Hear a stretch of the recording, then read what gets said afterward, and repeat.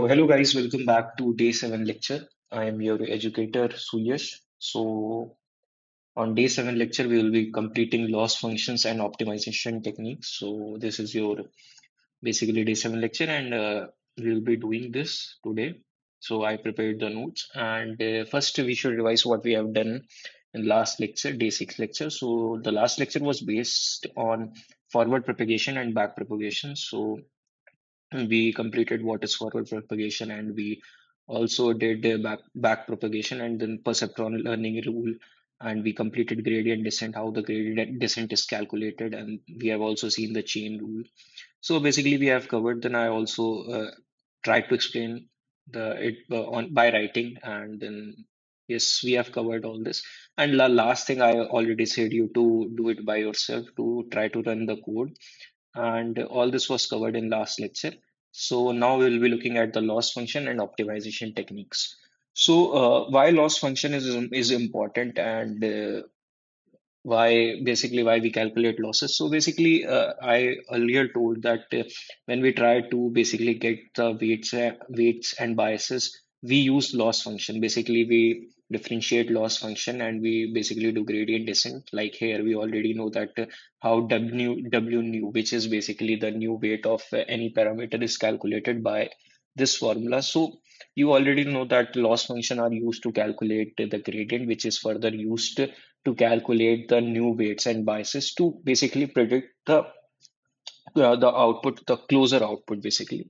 So you already know that if I take you back to this lecture and try to explain it once more.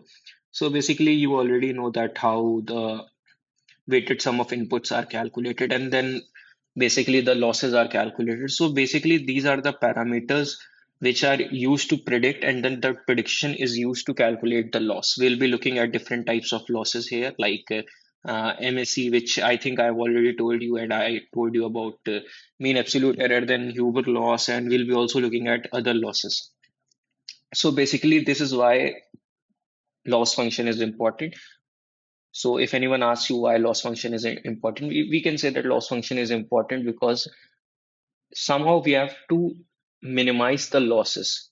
So when we minimize the losses, basically we approach or converge closer towards the right prediction. Basically, if we predict a wrong thing, then we compute the losses, and we try to minimize these losses so that we can compute or converge closer to the prediction to get more better output. So if I just try to read the definition, so basically I will also show you the uh, basically the visualization behind it. So first I will try to read the introduction part of loss function and what is basically uh, a loss function. So basically we can initiate our topic of today. When a training neural network, the goal is to minimize the error between the network's prediction and the actual target values. So that is basically the y predicted, and this you already know. If I one second, if I go, so you already know that y is basically the given output value, and y predicted, y hat, which we consider as predicted value. So losses are calculated using them, and basically it's predicted.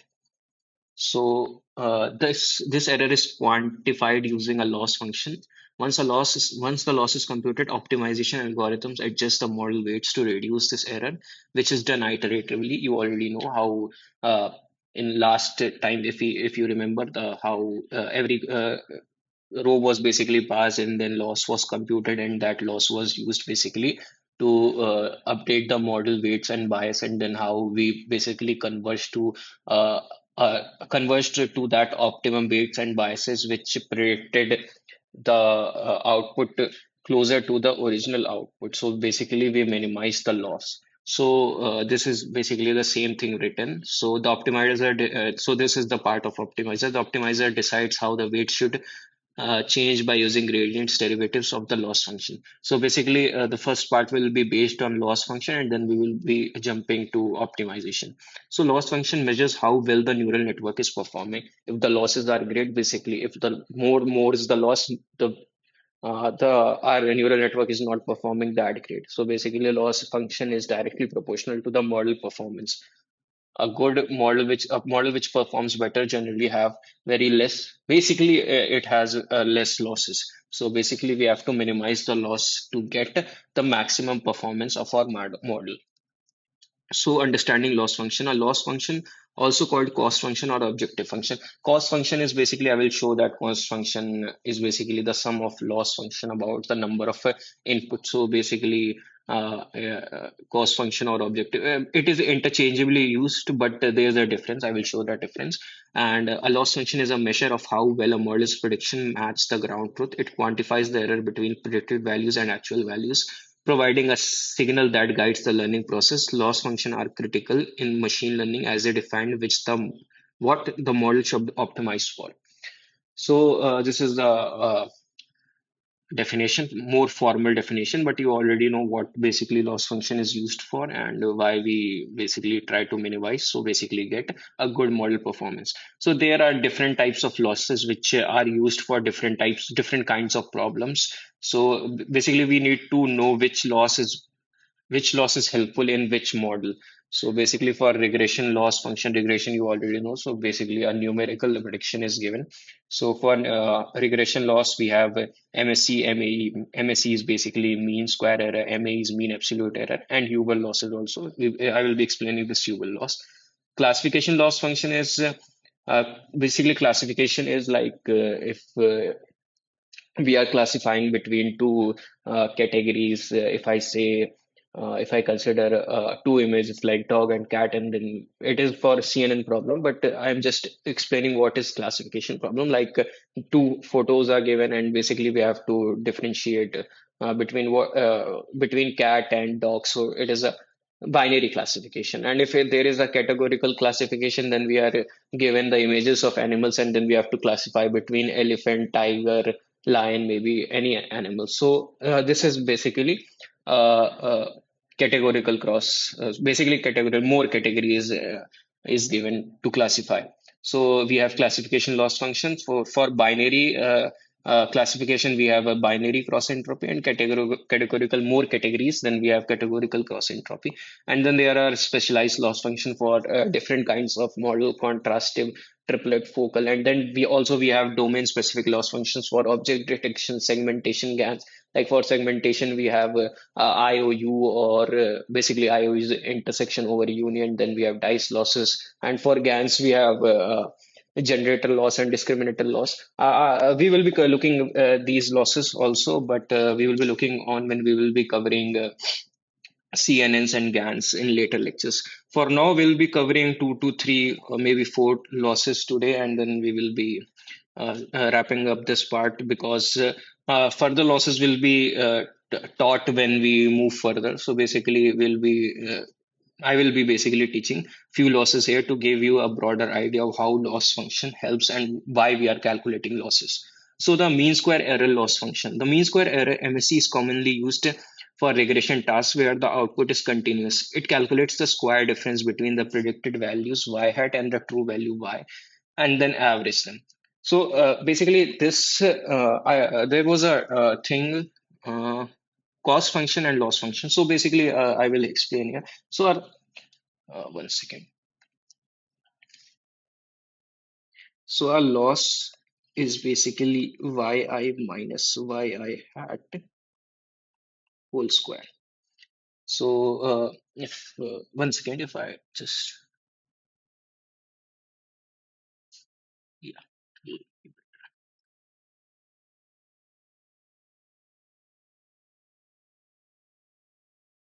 So if I just write it more properly, yi minus yi hat.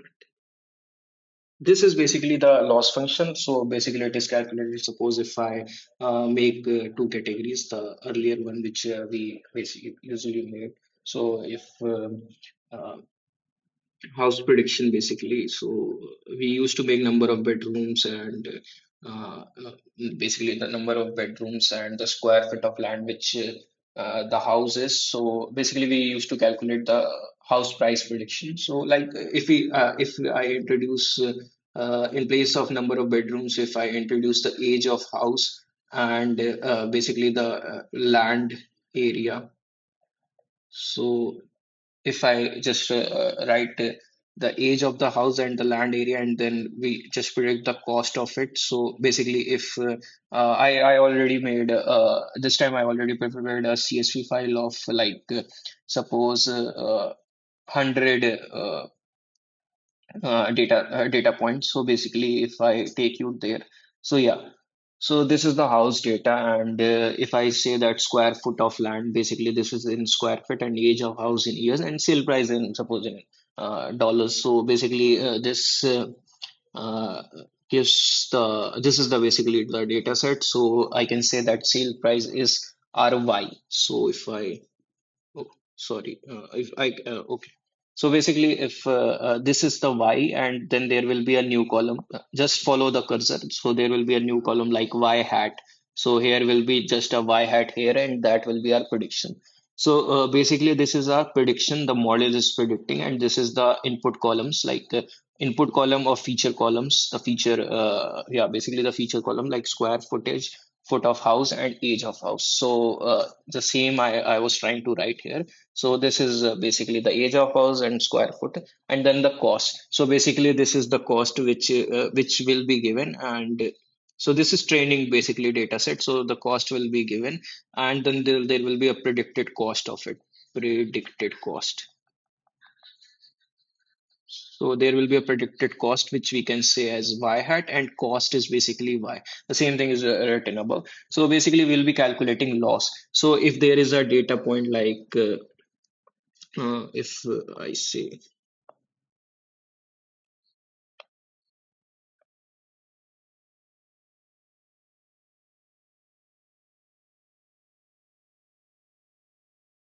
yeah. So if I say if house is like 50 years old, and suppose 1,000 square feet of land, and its cost is like suppose $50,000. Yeah. So basically, if our model predicted, suppose like $30,000, and then the other data point is like basically like the house is like 10 years old, and the land area is maybe 2,000 square feet, and the price is like 1 lakh, basically 100,000 here, and the predicted cost by our model is like 120,000. So basically our model is predicting this value. So loss is first computed for this point, and then for this point. So basically, the loss is predicted for this point, and then the same gradient descent thing will work, and our model weights and biases will be updated. But the thing is, loss function is basically this formula is MSE loss. What is cost function? Cost function is given here. If we sum of all these data points, if suppose there are more data points, and then there are more data points, and again then there are more data point. So if the predicted values, basically uh, the given value of minus predicted value and whole square upon 1 by n. So suppose there are n data points, so 1 by n yi minus yi at whole square. This will be our cost function basically. So this is basically the difference between loss function. This can be asked in any place. This can be a question. So basically, this is our loss function for every data point, and every data point summed up. Basically, the sum of every data points from I is equal to 1 to n, and divided by the number of data points. So if I write it in more clear way, so a loss function is basically the loss of all data points, the sum of loss of all data points divided by the number of points. So this can be written as like simply like I is equal to 4, 1 to n yi minus yi hat whole square upon number of data points. So this is basically the cost function, and That's why it is mean squared error. So this is why the mean thing came, because we are averaging out. So this is our square error, and then this is mean square error. So basically, this is our cost function. So you got the idea what is our loss function here, that mean square error. This is mean square error, and this is the square error which we are considering as loss function, and this is the cost function. When we the complete thing is basically the cost function, which is mean square error. So this is how we use this thing loss to calculate the gradient doyle by, suppose doyle by tau w, and then we basically supposedly we use them to get our new model parameters. We basically use gradient descent to update our model parameters. So this is basically used, and this is the cost function, which is the total mean of mean square error. So this I wanted to explain you. So this is basically our mean square error. You can also look like if I say that suppose this problem is of a linear regression problem, and what y hat will be. This you already know. Just take a few minutes and think what a y hat is. So considering it as a linear regression problem, and just to make the problem more easier, if I say like if we just consider this land area as a feature for prediction of the house and removing this age thing, so just making our problem more easier. So basically our y hat in the y-axis, and then we have x, which is basically the land area in the x-axis. So if we try to basically make the equation, so our y hat is mx plus b.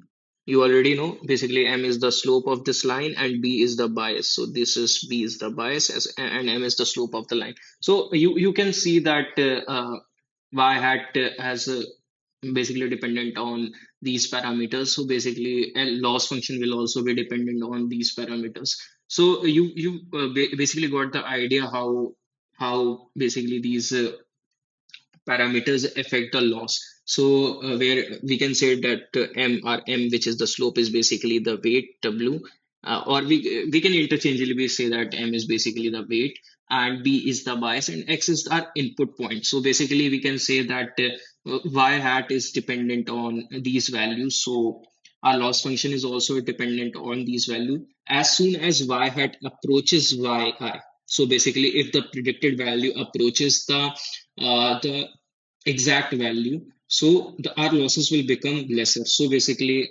our when our losses will become lesser, it means it already we already had this in mind. If our losses are becoming lesser, our model is predicting more accurate value. So this is basically this is how the thing works behind the scene, and this I wanted to explain you with the example. So I just did that. I hope you understand this, that how the thing is basically working. So now if we just try to if first if I erase all this now, so I will show you the basically the formula, and 1 second. Yes. So now basically I will show you the formula, and the same thing which I already told. This is the cost function. Y is the true value and y is the predicted value, and is the number of data points. So if MSE is zero, the model's prediction are perfect. So yeah, it's already told that if losses are zero, basically the model is predicting correctly, and a larger MSE indicates worse performance. Yes. So the advantage is simple and intuitive. Yeah, it's very simple, as you can see that it's a quadratic function, and 1 second. So it's a quadratic function, and you can also see that basically it will form this. So it's yeah. So basically this is the quadratic function, and it will form a convex. So if we can say that the losses will be minimum here, so there is a value here where will be the where losses will be the minimum. So we can basically say that the y-axis is our loss, showing the loss, and uh, this is basically let me see. This is basically the exactly today.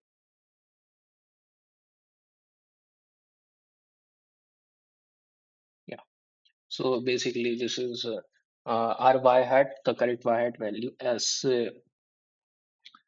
this is y, I is a fixed value, and this is y. What's happening?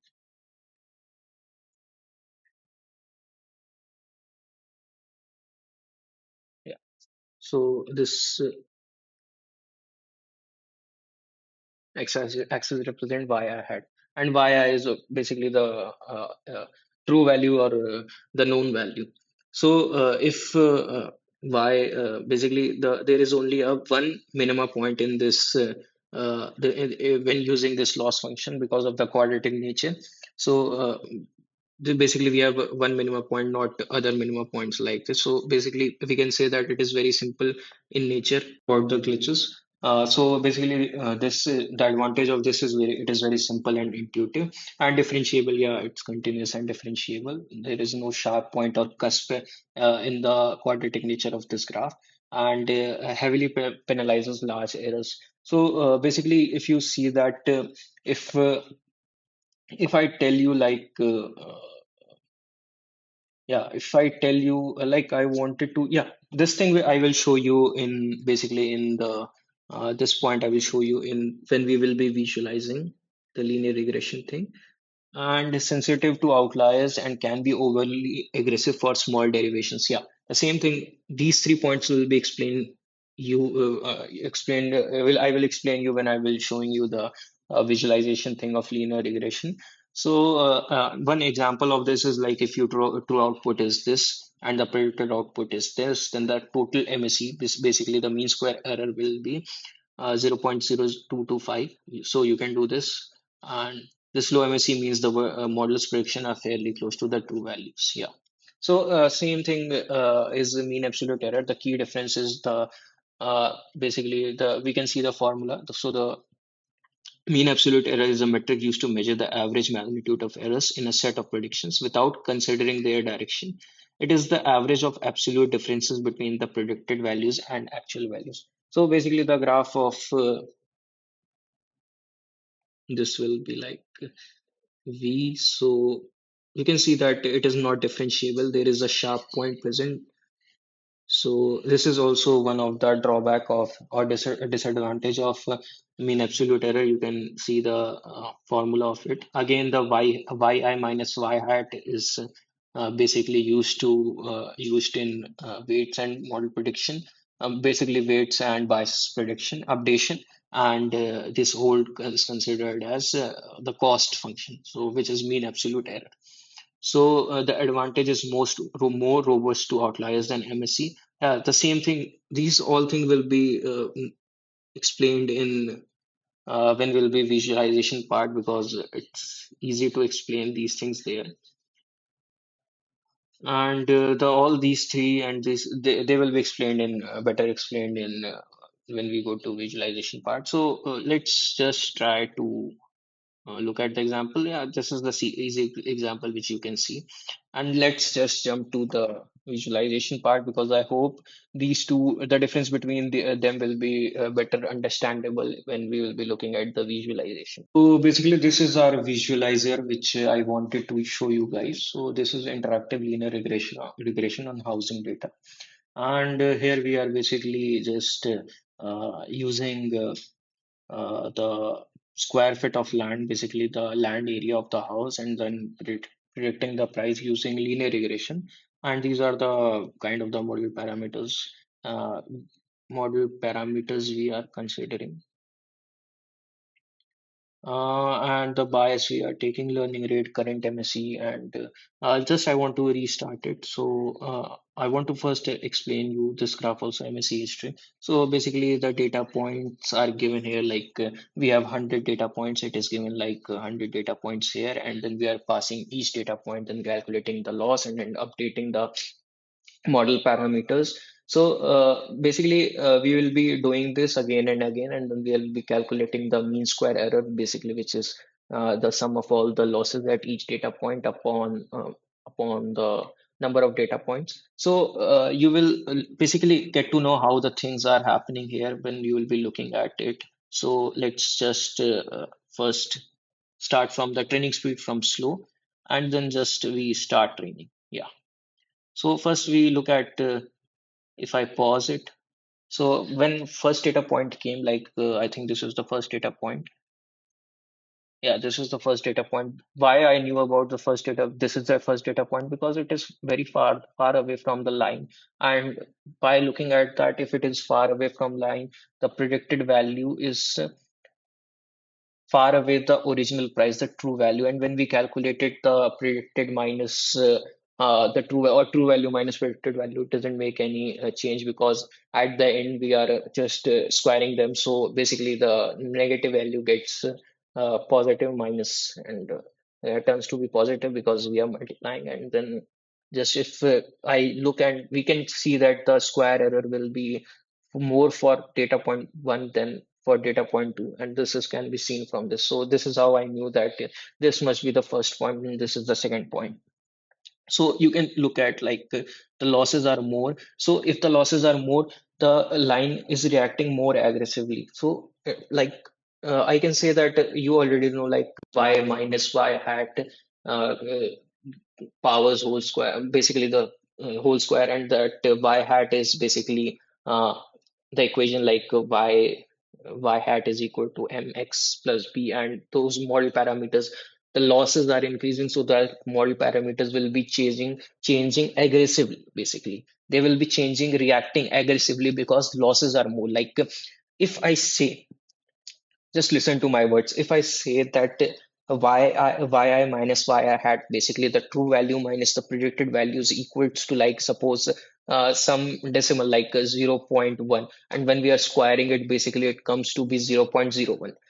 Okay, so if the loss is basically 0.01, that doesn't make a much of a sense because that then the basically the gradient of that and that model parameter will not change, the updated parameter will not change very much, basically because the if the gradient of if the loss is small, then the gradient will be small, and then the model parameters will not change in a very bigger or very greater sense. But if the model parameters, like suppose y true value minus predicted values whole square is like suppose 1,000, then it will be 10 to the power 6. If like 100, then it will be 10 to the power 4. So if the loss is very much, then the model parameters will change accordingly. So because basically they are proportional, they will change in a bigger sense now. So that's why the MSC is reacting more aggressively uh, to the basically the farther points. So if I say if our outlier comes here, like suppose here or anywhere,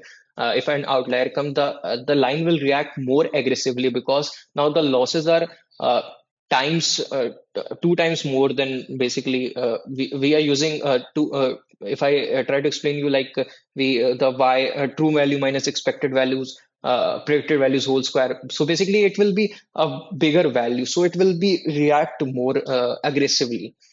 So the same thing is which is basically I will be showing you here also. And if I just try to reset and play it again, so if I just try turn on some speed, yeah. So the first point introduced and the second point introduced. And yeah, you see that line is changing. Basically, the line is changing as the points are coming. So the true value for this point, so the predicted value for this point also will be changing accordingly. Like see. So the now the loss has increased. Then the loss again decreased toward this point. Then the loss again increase and then decrease. You can see the sale price is same because the true price we already know is same, but the predicted price is changing accordingly. So now the price decreased because the line came, then again increased and again increased. You can just see this is and you can also see the MSC changing here. And see if this point came, the line reacted more aggressively. It turned towards that point more aggressively. So this is basically I wanted to explain you here that for the farther point, the line is punishing basically the same thing which is one of the advantage that we are punishing the model more aggressively for the farther point. So basically this model, that's why it is said that MEC is not robust to outliers because we are punishing the model more aggressively when a farther point is coming. So let's just increase the speed and let it get trained. So like Yeah, you can see the errors of the changing errors for each point. Why the changing of error is dynamic here? Like for maybe for 53 point, the error at the start when it came will be more because the line is changing. So basically, line is fluctuating, so the error will be also fluctuating for that point. But you know the training process. You basically know the training process, how the loss is calculated. First, a data point is given, and then the loss is calculated. Those that loss is used to update the model parameters, basically new model parameters, and then again again a data point is given. This is how the same scheme is going on. So this was the MSE, basically the mean square error, which, and I will show you the comparison with the MAE also, so you will better understand how things are going. This is our other visualizer. So basically, you will be visualizing between MSE and MAE regression comparison. So again, the basically our data is same. So basically in the x-axis we will be having our land area, and then we will be predicting the price in the y-axis. So basically we will be comparing between the two, like the error you already know. Yes. So there will be 100 data points, and then these are the model parameters, and we just, if I slow it down, yes, and start trying. Look how aggressively MSE line, basically the orange line is MSE line, and MAE regression basically is in green line. So you just see that how it is punishing the error, basically how aggressively it is reacting to the points when it is coming. Why it is reacting? Because it's a square error. Basically, you are getting a square of that. The formula is basically includes the square. But in case of MAE, it's an absolute value. So it's not reacting, the weights and biases are not reacting very aggressively. You can just see, you can just follow the line. You see, when a new data point is reacting, that doesn't mean MA is not changing. MA is changing. You can see MAE is changing, but it is not changing very aggressively. So that was the advantage of MAE over MSE is it is robust to outliers. When an outlier comes in a model, that doesn't mean it changes, it significantly changes, it diverts from the basically it doesn't significantly changes or deviates from a better state to just to go towards the outlier state. No, it remains stable. Like you can see, MSC is just the line of MSC is reacting very, very aggressively. It is not robust for outlier. An outlier can change the weights and bias, basically the parameters of model very aggressively. It will can just mold it down.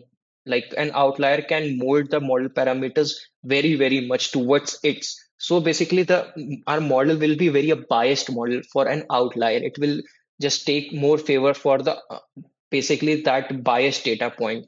So that outlier data point can change the model very, very much. The same thing I am repeating, that MSC is it's not robust to outlier. It can deviate very much. It can become a biased model for an outlier. But MAE, mean absolute error, is robust to outlier. So which means that it just not deviates significantly when an outlier is coming. So this is the whole gist of that. The same thing was written, and advantage and disadvantage, and the same thing which basically I told you. I told you many times, repeated the same time, says the same thing. So if I just try to increase the training speed and just uh, reset and just training speed to fast, yeah. You must be thinking why MAE is not changing. Actually, MAE is changing, but it's not changing like a lot. So that's why it is hard to like tell whether the MAE is changing. So you can just look. This is the final the position of these two lines, and so current MSC. So basically, it is like dollar square. It is written dollar, but it is basically a dollar square, and it is in dollar.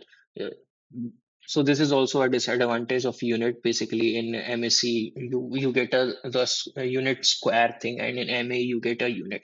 I think it is.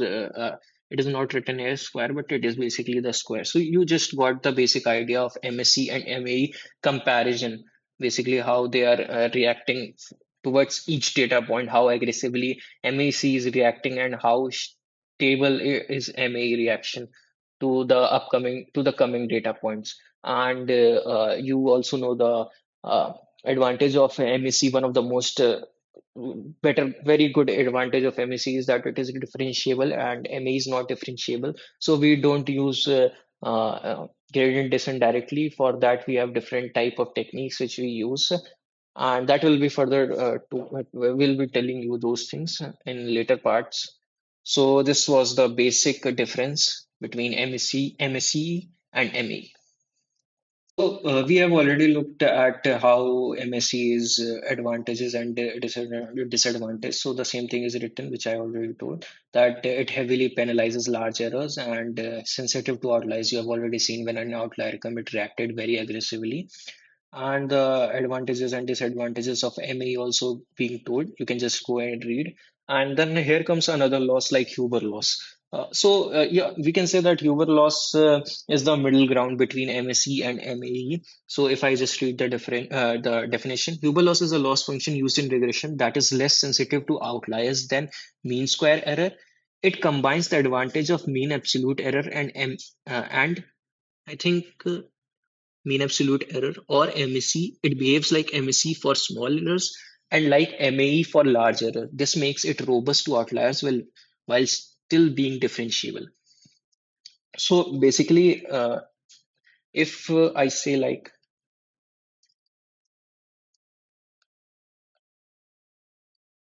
if I draw,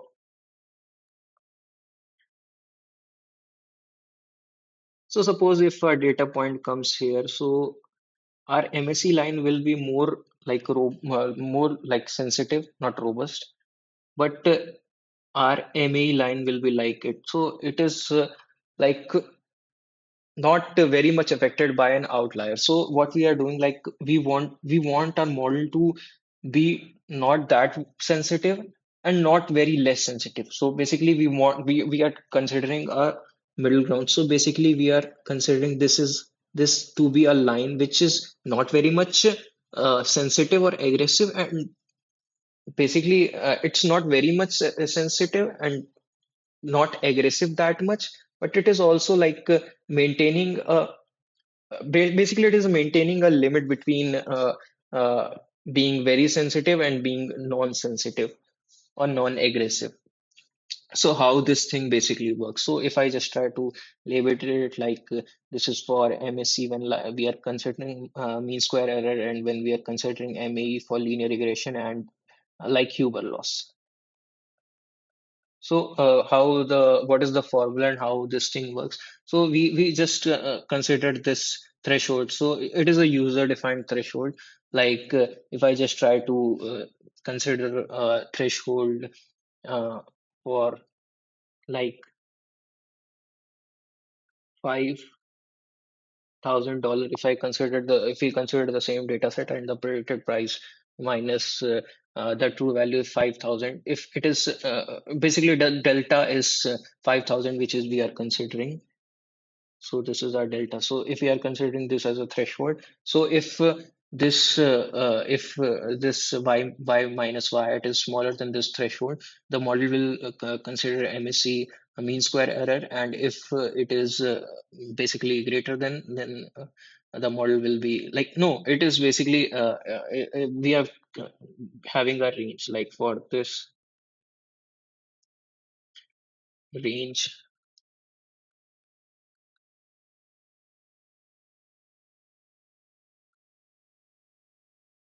So for suppose for this range, our model will be basically uh, using MSE, and for the other outer range here, the model is like using the loss function as MAE. So the same thing is written. So Y is actual value, Y dash predicted value, delta is the threshold. Threshold is basically the user defined threshold. I didn't make a Huber loss visualizer, but I will try to make it and tell you.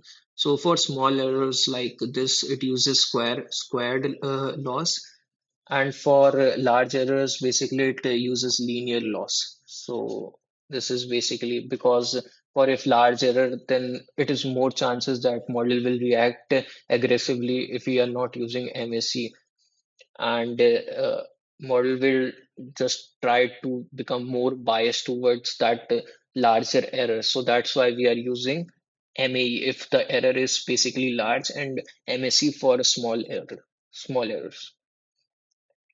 So you can just read advantages. It combines benefits of MSc, MAE, and less sensitive to outliers than MSc, differentiable everywhere, unlike MAE, and requires the tuning the delta hyperparameter, more complex to implement and computationally more expensive. So these are the disadvantages.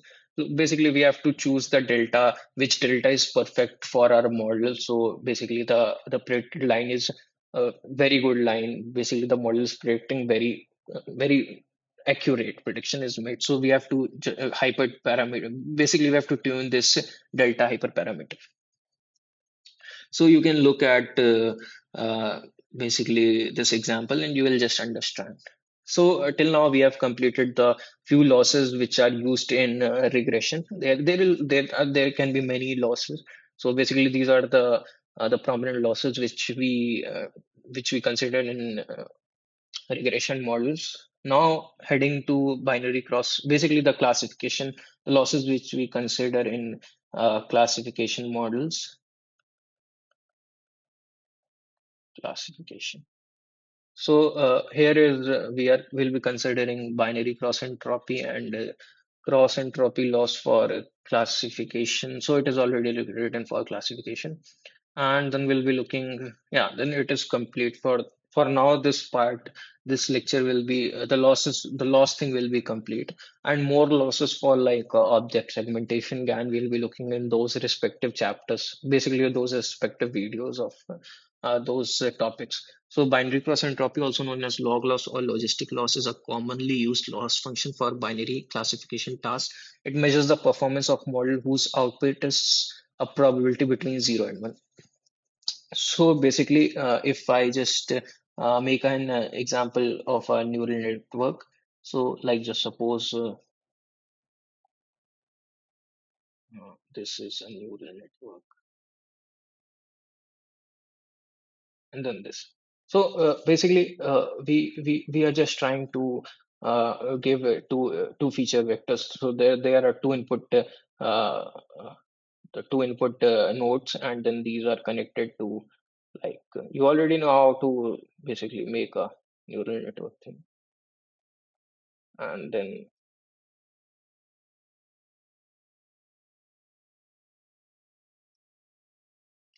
I hope yeah.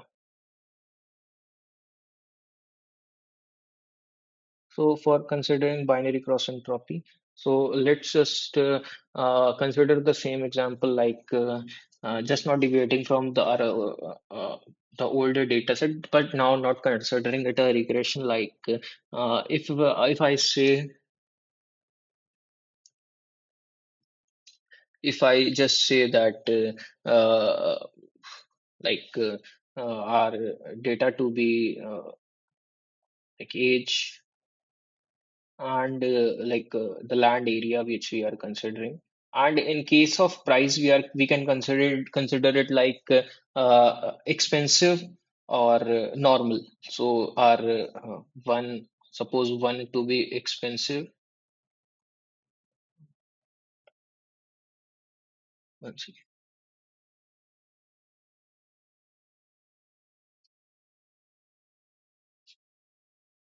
So suppose one to be expensive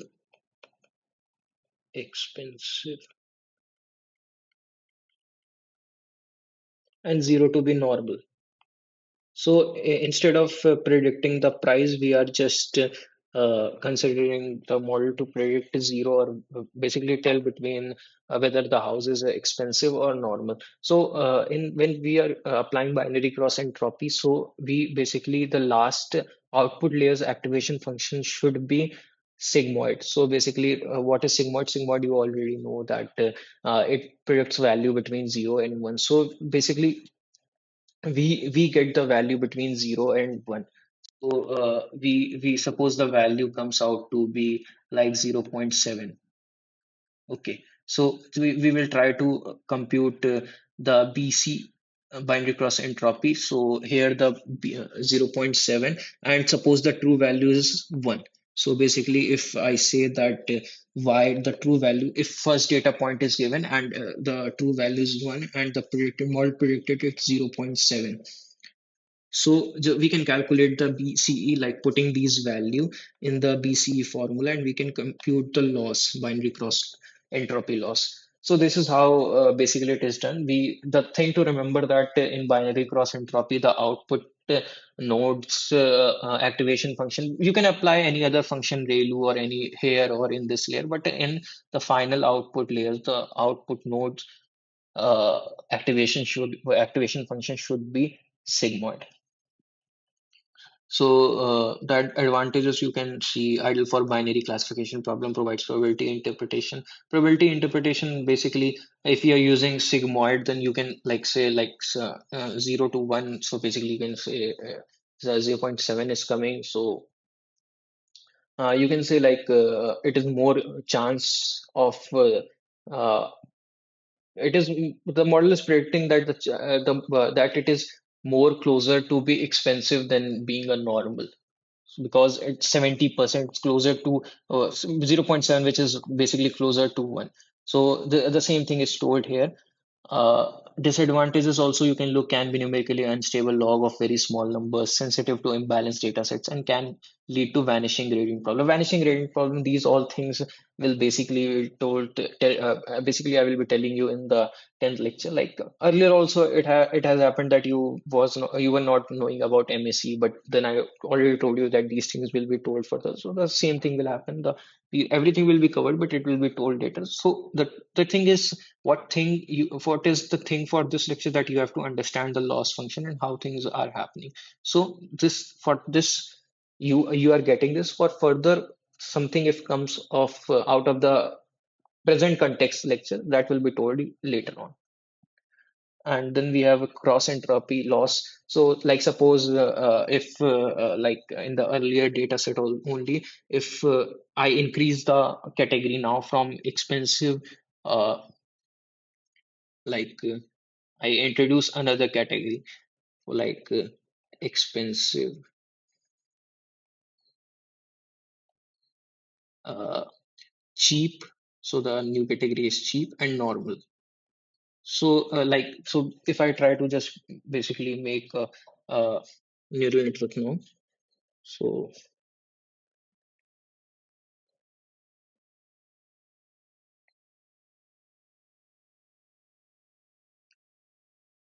yeah. So basically, in categorical losses, basically in categorical classification, the output layer has the same number of nodes or neurons as the number of categories. So basically, we have three categories here: expensive, cheap, and normal. So the number of nodes in the output layer, the number of neurons or nodes in the output layer is same as the number of categories, which is three. So basically, connecting all the nodes with each other.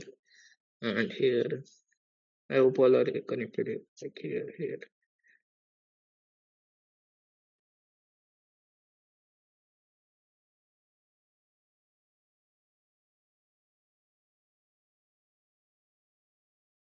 Yeah. So the thing you have to remember is that for the output layer, we apply the activation function softmax. So what is basically, if you remember softmax formula is like e to the power x plus 1 upon e to the power x. So the e to the power x for this for ith one, like if I say this 1 2 3 1 2 3, so this is for x1 and e to the power x2 upon 1 plus e to the power x2, and then we have e to the power x3 upon 1 plus e to the power x3. So basically, the sum of all these three will add up to get one. So that's why we are applying softmax. So the total probability will be equal to one. So 100% basically the probability. That's why we are applying softmax to get the total probability to be 1 equals to the 1. So now let's if we look, so how basically the cross entropy loss, why did it come binary cross entropy loss and the cross, I think by mistake this thing formula for binary cross entropy came here. So I just remove it here, like. So this is basically the for multiple class classification, we have categorical cross entropies formula to be this. So like suppose if I just first I want to told you that in categorical cross entropy we use we do one hot encoding. You must be knowing what is one hot encoding. So uh, let's just I want to explain this in detail. So let's just first make our data set, some data points we take.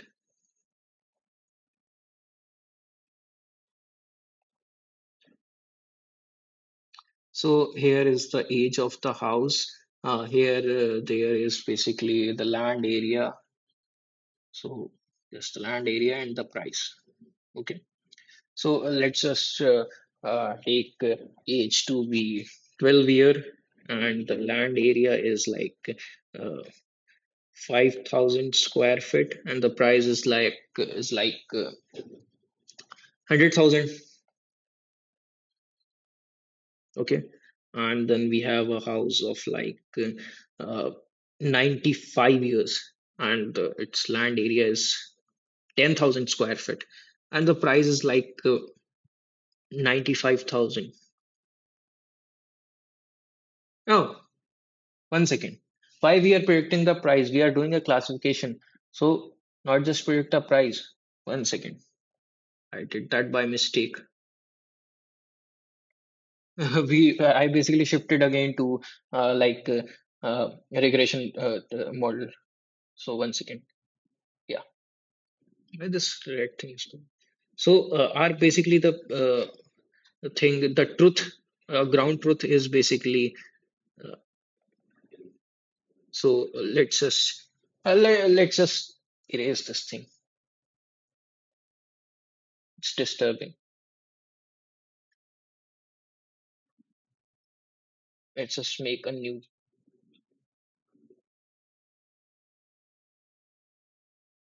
yeah, age, land, and the two, yeah, expected ground truth basically. So if suppose like again we go 12 and the land area is like 5,000, so we can just consider it as normal, and like 95 years old and then 1,000 square feet, then consider it as cheap. And then there is 5-year old house and with 3,000 square feet of land, and then we can say it's expensive. It's expensive. So how basically we do one hot encoding of this? So basically we can just consider doing one hot encoding.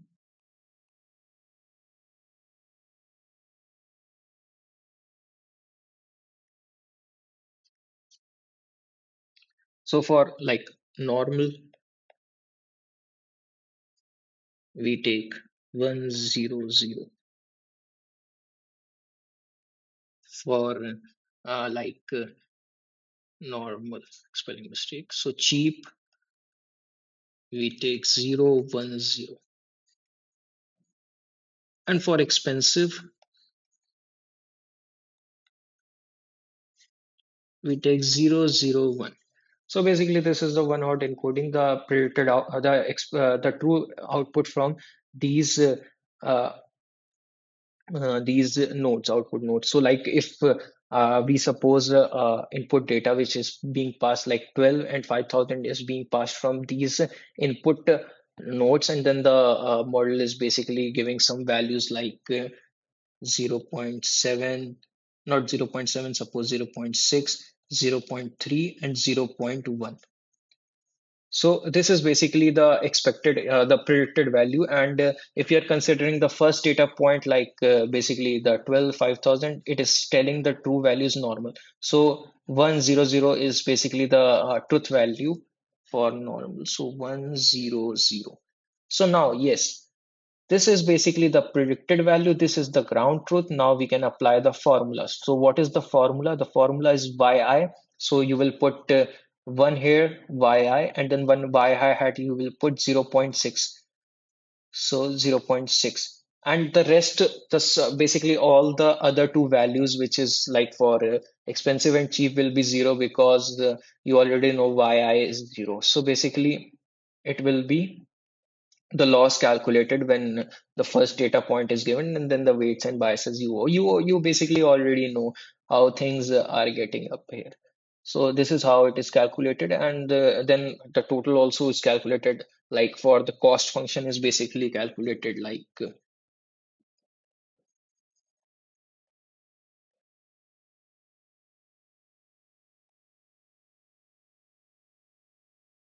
so the cost function is basically calculated like this. You can see the channels, and then y is equal to 1 to n. Suppose it as j. So this is the cost function for all the n, basically the n data points. So this is how the cost function, as my writing is not very good, so let me explain it. So basically this is the function, the same thing is written here. So here is also a minus sign. So the same thing is written here, and then we are just adding all of the n data points and then dividing by the total number of data points. So this is the same cost function, how it is calculated. You know the theme of it. And you can also see that zero point 0.6 plus 0.3 plus 0.1. So it accounts to basically the sum equals to 1.